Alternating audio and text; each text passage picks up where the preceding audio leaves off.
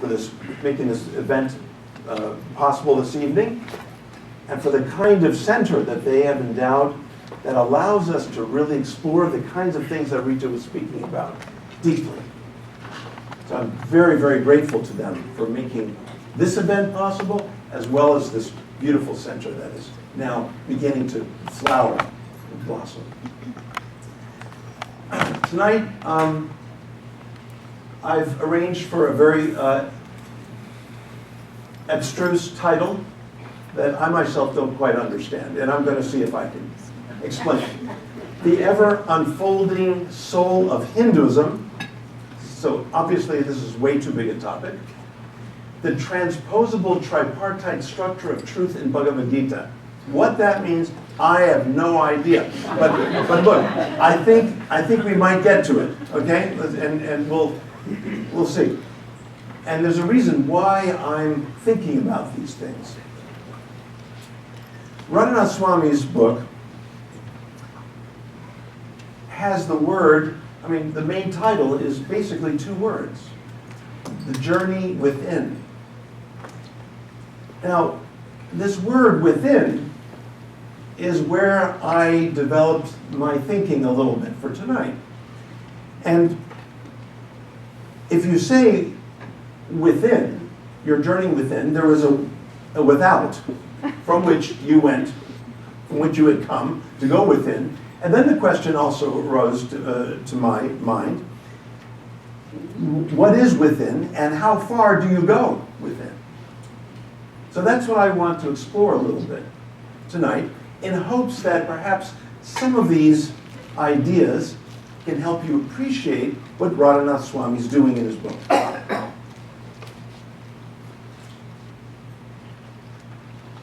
So Hinduism is the very background from which Swamiji comes. He didn't just pop out of nowhere and started writing these wonderful tracts, but rather he comes from a very, very great tradition, a tradition that he reflects in his own words, a tradition that goes back thousands of years, beginning with the oldest sacred texts in the world, the Vedas, and then the Upanishads. One can see these things reflected in his writings. But one thing that describes, I think, Hinduism well is perhaps this statement. And I mirror a statement that the historian William McNeill makes in his History of the World: an insatiable, unending search for the truth. An insatiable, unending search for the truth. And certainly, if you read Swamiji's first book, that's clearly where he's searching for the truth. But even in his second book, where he's clearly matured into, his whole life of seva and sadhana in bhakti, clearly it's still insatiable. You cannot get enough. And that is the nature of love. You cannot be close enough to the beloved. So this is his beloved path, and I wanted to talk a little bit about it. The question then arises, what is truth? This is a word I feel we take for granted. I think we need to clarify that a bit. In English, truth is the quality or state of being true, or that which is true or in accordance with fact or reality. Too often, truth is conflated with the word reality. I got a little pamphlet on my doorstep, and in big writing, it said, "Do you want to know the truth?" And of course, I'm reading this, and when my wife is looking on, she sees me nodding my head. Well, of course. But the truth is a tricky phrase. It's a tricky phrase. Because truth is not the same as reality. Let's go a little further here. In Sanskrit, truth is the word satya, that which is in accordance with or to be grasped of reality, or sat. Now, sat and satya are two different words. Grammatically, they're two different words. And I won't bore you with the fact that satya is a future passive participle in Sanskrit, and that sat is a present participle. So they're very different words. Sat means reality, or being, or becoming. Whereas satya means that which I grasp of reality. So the famous Vedic adage, ekam sat vipra bahuda vadanti. Everyone's heard this, or in English, you've heard the mistranslation of it. Truth is one, paths are many. How many of you have heard that? Let me see hands. Okay, yeah. You've heard the wrong translation. You are completely in illusion about what this phrase means. How many have heard another version of it? Truth is one, sages call it by many names. How many have heard that one? Oh, you poor people. Okay. Well, I don't know what to do with this audience, but look. The word truth is not in there. The word path is not in there. Truth is one, paths are many. Anyway, there are words that get inserted into these incorrect translations that really mislead one as to what it's really saying. What is it saying? I'll give you a very precise translation. There is one reality about which vibrant persons in various ways speak. Okay? I'll say it again. Well, thank you, sir. I don't care if anyone else doesn't like it. That's all I hoped for was one person. Excellent, excellent, good. There is one reality about which vibrant persons in various ways speak. This is the beauty of Hinduism.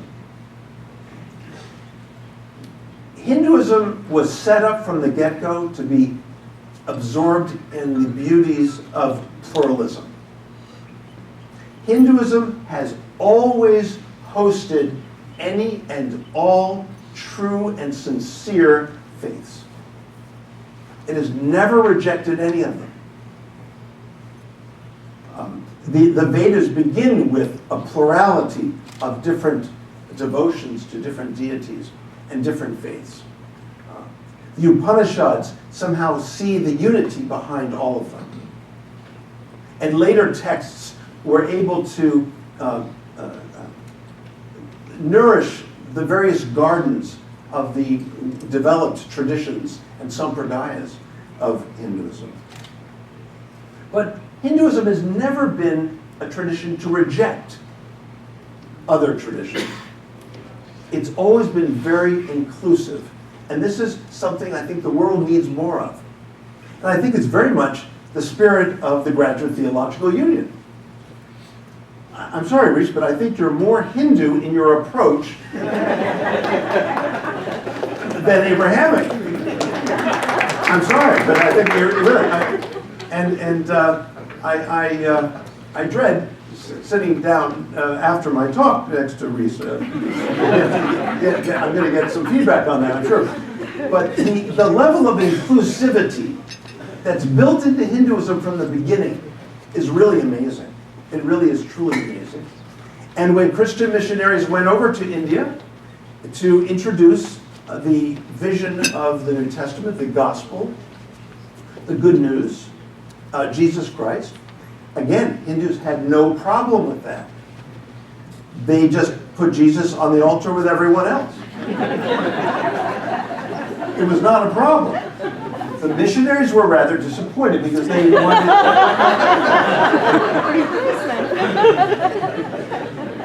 So this is the spirit of Hinduism. One of my teachers up at Harvard, one that I really respect highly and influenced me a lot, Wilfred Campbell Smith, wrote in a book, he said, there are as many religions in the world as there are persons. Hinduism really embraces that. And some of the studies I did over the years with Anna Marie Rizzuto and so on, Birth of the Living God, she wrote and so on, looked at the developmental sort of stages of faith, even within one life. That one person's Jesus at the age of 5 is a different Jesus at the age of 15. You know, your Krishna or your Ram at the age of 5 is going to be different than your Krishna or Ram at age 15. We develop in faith, just even within one's life. Religion doesn't stay the same. It's something that's dynamic, something that moves and grows.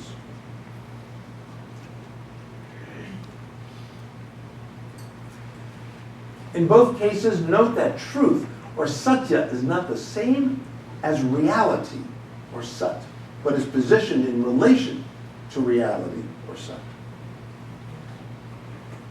Now, the Bhakti Sutra of Narada presents this idea of a tripartite nature of truth. So truth is not one, according to what we're talking about here. Truth is unlimited. There are many, many truths. There are numerous truths within the one reality.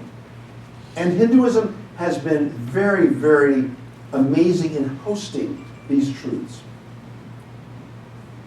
In the Bhakti Sutra, we, though, get this idea of Tri-Satya, a threefold nature, the threefold nature of truth. And that's what I wanted to talk a little bit about tonight. And it's right here, in this phrase, Tri-Satya Bhaktir Eva Gaviyasi Bhakti Eva Gaviyasi. Of the three dimensions that exist within truth, bhakti, offering of one's heart to the divine beloved, more than anything else, is so very precious. In the Upanishads, when I did a little search about what is meant by the threefold nature of truth, what is meant by this? Well, it could mean any number of things. I mean, dozens and dozens of things. And that's why I call it the transposable. It can be transferred to many different contexts. The transposable tripartite nature. And what I did is I dug up the Upanishads and I found that I could put together these three things that really spoke to this threefold nature of truth.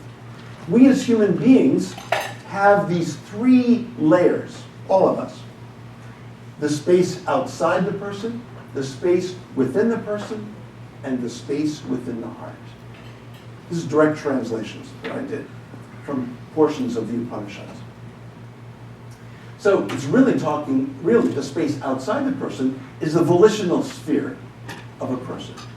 The space within the person is the ideational sphere of a person. The way we think, the way we ponder things, the way we contemplate things.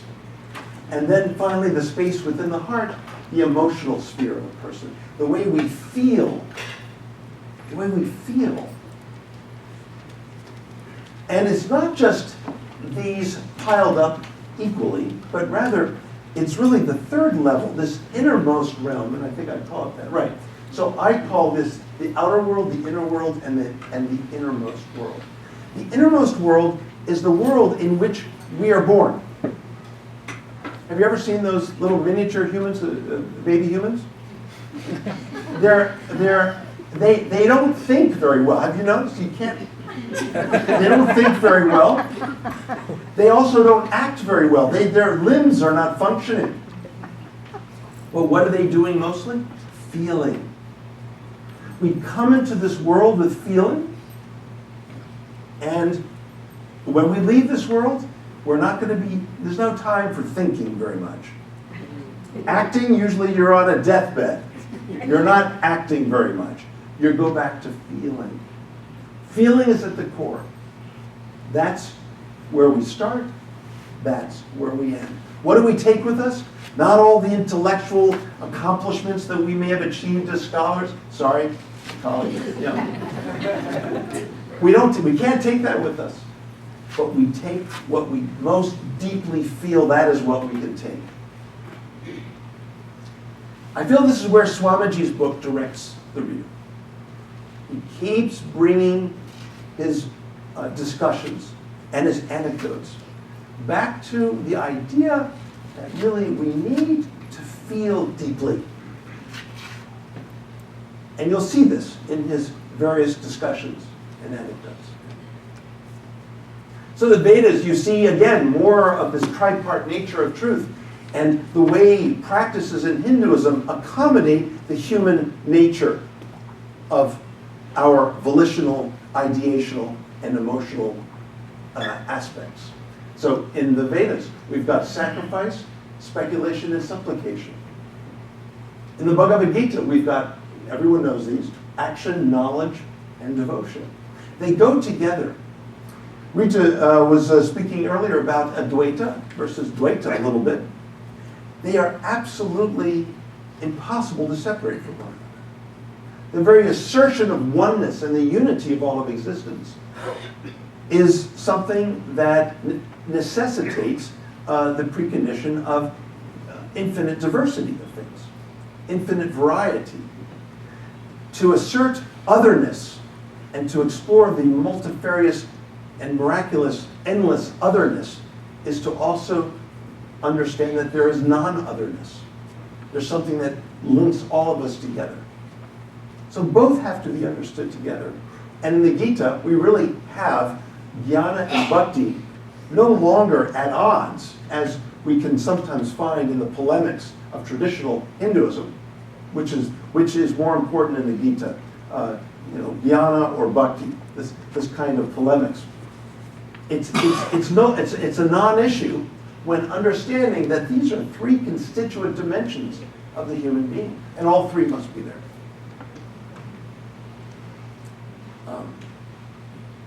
It's too detailed. We'll go into okay. And then in Krishna's teachings in the Gita, as I've actually spoken here a year ago, so I won't. Some of you may have been here, but I discovered that in Krishna's ultimate teachings, he's trying to reveal to us his great secret, his greater secret, and his greatest secret of all. And this is most dramatically presented in the 18th chapter of the Gita.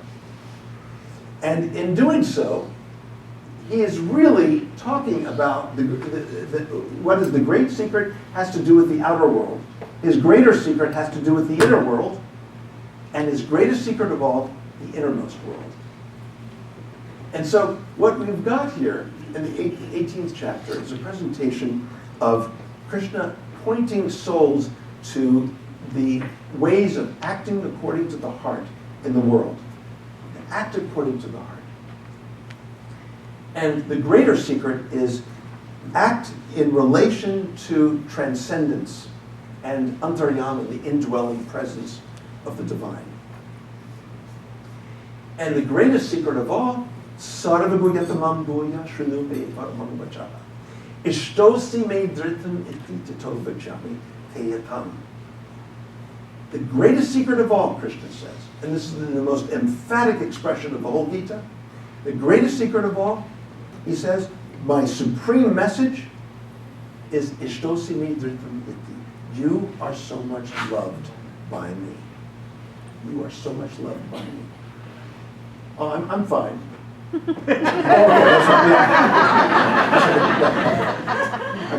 that's for the next, one of our next speakers, yes. The problem, of course, is that, that's fine, we'll work with that. What I have in the lower part of the slides generally is not as important. And obviously someone tipped them off. I mean, it's just...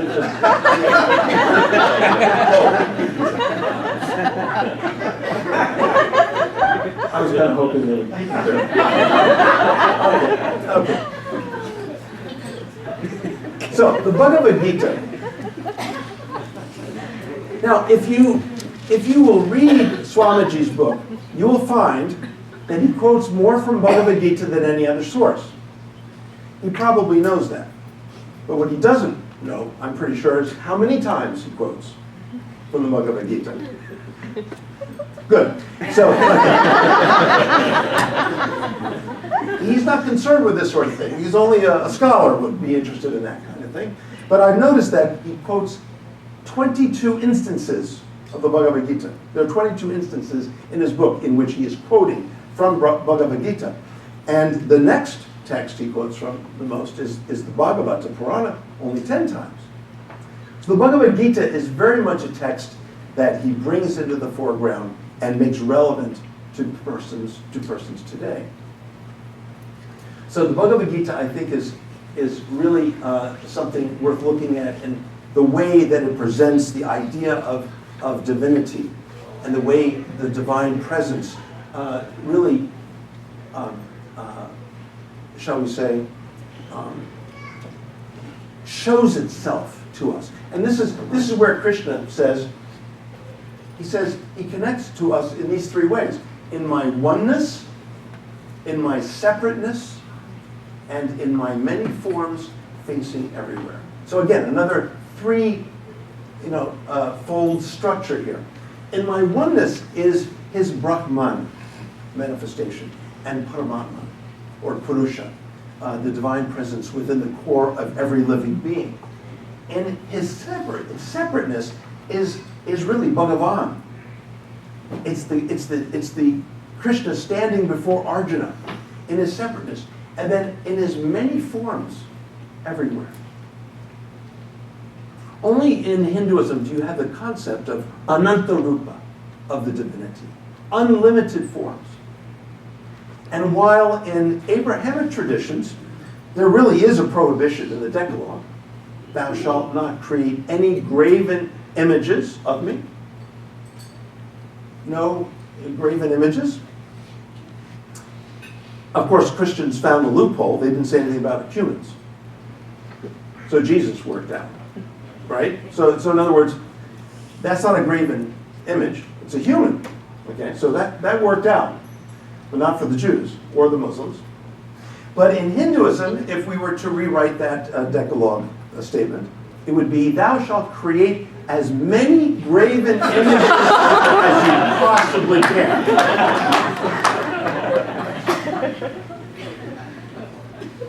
And if you've ever been to India, and most of you have, I'm sure, there are unlimited images. And I ask my students in the university, for 25 years of teaching, I always ask them, do you carry only one picture of your beloved with you? Do you only limit yourself to one picture? Or do you have unlimited pictures? And of course, the answer is obvious. You cannot depict the image of the beloved enough. So it's very much part of Hinduism to celebrate the beauty and the playfulness and the delightfulness of divinity in as many forms as possible. So the sacred image in India is very, very important. So I go into this in some detail, but I'm going to keep going here. The Bhagavad Gita, since this is something so prominent in Swamiji's book and so prominent in his own thinking, in his way of talking about even modern issues. By the way, along with quoting people like Martin Luther King, Helen Keller, I mean, again, only a Hindu could do this. This is not something that persons of other traditions could easily engage, but rather to see the divine working through everyone in so many in different ways. But the Bhagavad Gita could be a composition, a picture. It might look like this Rita Sherma painting. And it too has its frame, its outer sort of realm, and then within which there is a picture, and then different compositional elements, and then the focal point, the innermost realm of the picture, which is, of course, this single highest point, as Krishna says, ekagra. Krishna asks Arjuna, have you heard my teaching by focusing on the single highest point? And so this is really the whole point of the text, is this conversation. And Hinduism has promoted the idea of dialogue, not just not preaching, not proclamation, but dialogue. From the earliest times in the Vedas, dialogue between humanity and divinity, dialogue between teacher and student in the Upanishads, early Upanishads. And then here we have it in the most famous text of Hinduism, the Bhagavad Gita.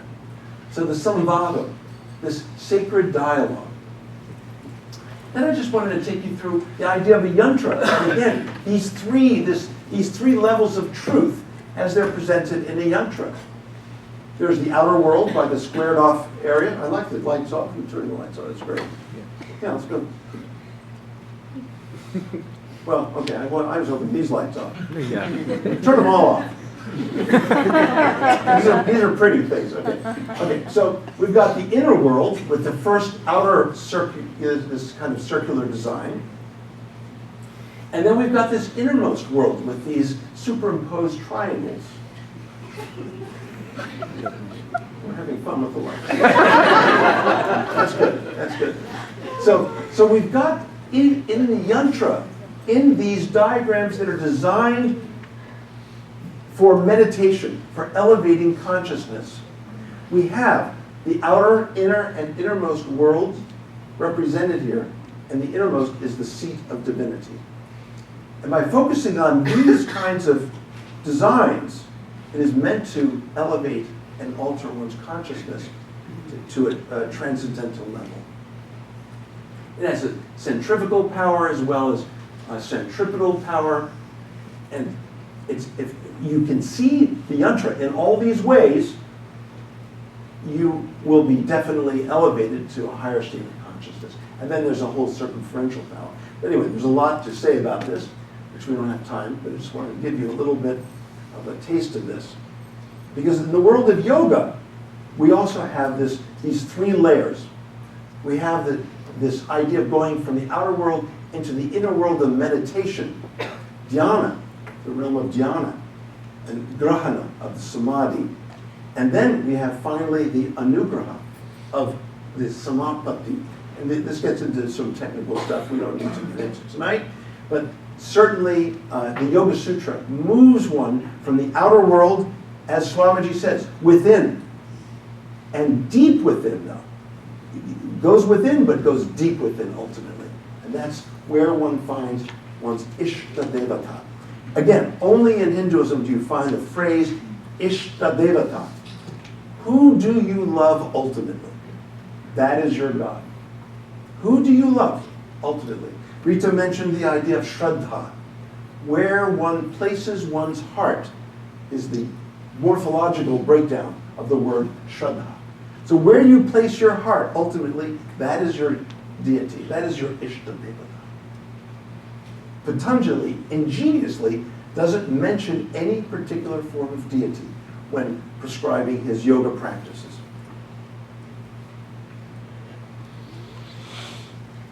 So, finally, Hinduism honors the all-embracing presence of the divine, both within and outside everyone and everything. The very grounds of all of existence, in which everyone and everything is situated. Hinduism understands that humans and all beings in this world are unduplicatable, constituent, infinitesimal parts of the divine. Thus, the metaphysical participation of the human self in the very being of the divine endows humans with the power to love the divine. While the divine embraces humans by its various manifestations, the divine waits patiently for an eternity for humans to realize this divine love from within, right? So as to be able to offer their return embrace to the divine. And then finally, love requires freedom of the heart and commitment of the will.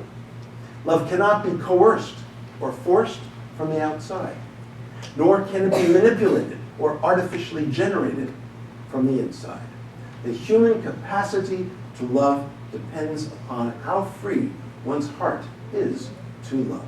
And one's freedom to love may be partially eclipsed by the trappings and conditionings experienced in this world. I believe that Swamiji's book is one very valuable way to help understand how we can be less trapped by a world that can be terribly distracting from the life of the heart. Thank you very much.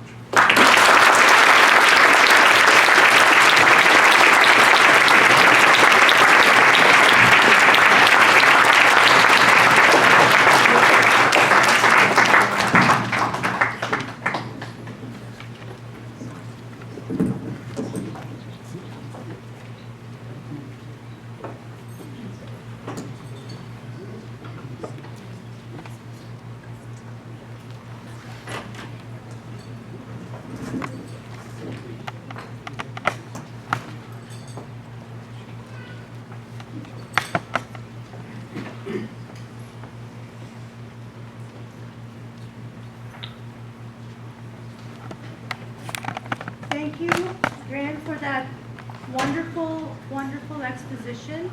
Please join me in appreciating a true scholar's understanding of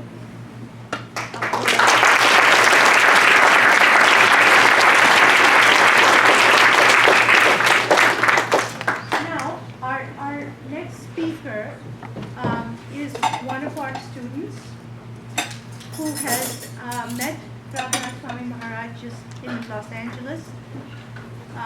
He is himself a scholar of the Gaudiya tradition, and he also is coming in as the 2016 first PhD cohort of the Mira and Ajay Shingal Center for Dharma Studies.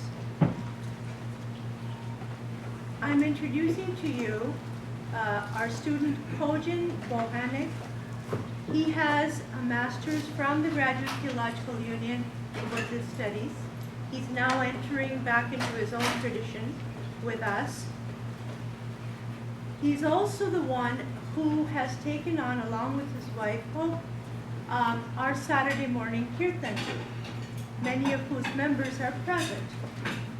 And in this beautiful satsang that we have every Saturday morning, because of Kojin and Hope, there is the ability to bring students who are not familiar with the Hindu tradition into a deep contact and into the meaning of bhakti through what is essential to bhakti. Bhakti is not just a feeling, it's a way to enter another world. It's a way to enter another state of awareness and consciousness.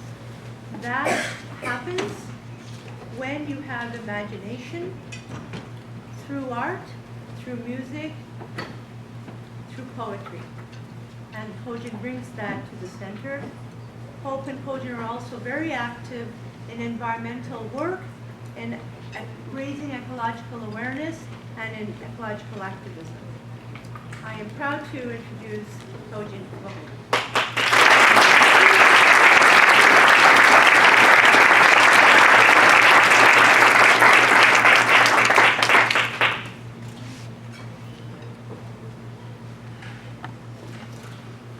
Can somebody turn the lights on?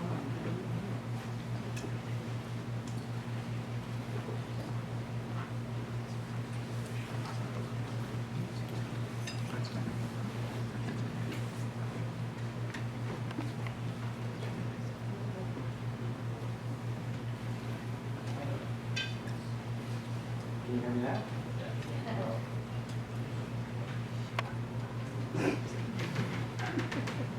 Get out of the dark here, so I can actually see you guys and you can see me. All right, thank you everybody for coming out tonight. It's a real pleasure and an honor to be here. Special thanks to Dr. Rita Sherma and of course Mira and Ajay Shingal. Thank you very much. As embodied souls, we're on a journey of self-discovery, both individually and collectively. It's not that's embarrassing.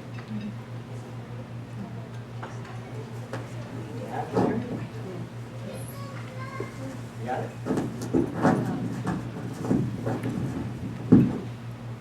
All right? Oh, I can hear me now.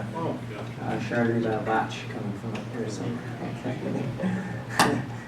Okay, so as embodied souls, we're on a journey of self-discovery, both individually and collectively. This journey is as much an individual process as it is a collective movement to realize the fundamental purpose of our existence. In the journey within, His Holiness Radhanath Swami Maharaj tells us that his book is a call to adventure, to pursue your heart's deepest calling, to discover the beauty of your true self, and appreciate life's miracles at every moment. In my own personal journey within, Providence has led me down the circuitous path of activity. In my effort to follow my highest calling through what seems like grace, I found myself in the PhD program at the Center for Dharma Studies at the Graduate Theological Union, under the tutelage and guidance of Dr. Rita Sherma, and especially thanks to the generous endowment of Mira and Ajay Shingal. The Center for Dharma Studies, like other Graduate Theological University or Union affiliate schools provides a unique opportunity for people like me who see academic training as an extension of their spiritual journey. It's a place where theology meets academic research, and perhaps most importantly, where my religious identity is an asset to be cultivated and not a liability to be concealed as it has been at previous institutions that I've attended. The work of His Holiness Radhanath Swami Maharaj does not imply a self-indulgent or escapist theology. Rather, Maharaj's teachings have radical implications for the peace and harmony of our society, both interpersonally, but also in relationship to the environment, animals, and the natural world. After all, Krishna Bhakti is, above all, about the cultivation of a deep, loving relationship to a personal God. This has been demonstrated by the life work of His Holiness and the international recognition that he has received for his humanitarian efforts, such as the ISKCON Food Relief Foundation and the Bhaktivedanta Hospital. But what's most central to my research interests is the spiritual ecology or yoga of ecology practiced by the Govardhan Eco-Village. The Govardhan Eco-Village demonstrates the potential that placing spiritual importance on humanity's harmonious relationships with the natural world can have, and how spiritual ecology can be applied in practical terms. In addition to my own personal spiritual journey, the Center for Dharma Studies has provided me with an important opportunity to pursue our collective journey. That's not just us as a society, or us as a culture, even us as a species. I mean to say our journey in the sense of embodied souls who are born into this difficult world. A world that faces perhaps its greatest challenge yet, that of the destruction of our precious ecosystem and the environmental and natural world. In the modern age, we have a new journey, one that I see, as Srila Prabhupada saw, as being fundamentally a spiritual journey, now manifesting in the need for the conservation of our natural environment.